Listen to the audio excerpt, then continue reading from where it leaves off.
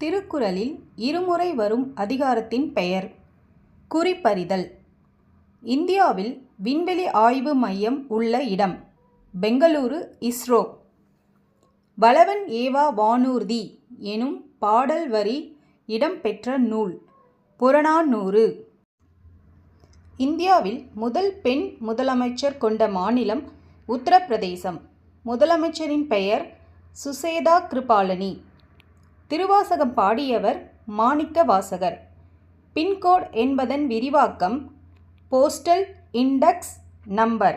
8 தொகை நூல்களுள் முதலாவதாக வைத்து எண்ணப்படும் நூல் நற்றிணை. 100% குடிநீர் குழாய் இணைப்பு வழங்கிய முதல் இந்திய மாநிலம் கோவா. மகாத்மா காந்தியின் தண்டி யாத்திரை பற்றி தி ரொமான்ஸ் ஆஃப் சால்ட் எனும் நூலை எழுதியவர் அனில் தாட்கர். மக்களவைக்கு முதல் இடைக்கால தேர்தல் எப்போது நடைபெற்றது? 1971ஆம் ஆண்டு. இந்தியாவில் முதல் பெண் முதலமைச்சர் கொண்ட மாநிலம் உத்தரப்பிரதேசம். கடல் நீரால் கூட அரிக்கப்படாத லோகம் மோனல்.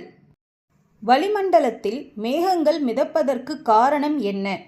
அடர்த்தி.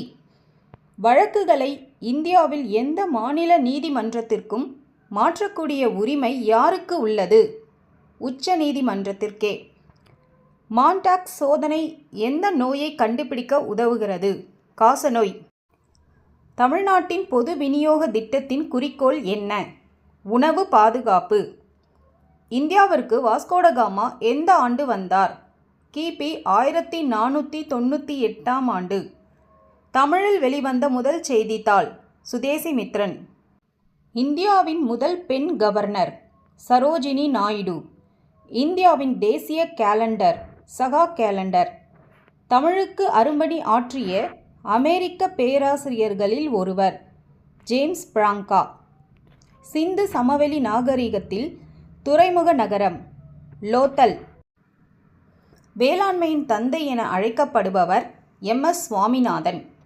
நவீன இந்தியாவின் தந்தை என்று அழைக்கப்படுபவர் ராஜாராம் மோகன் ராய்.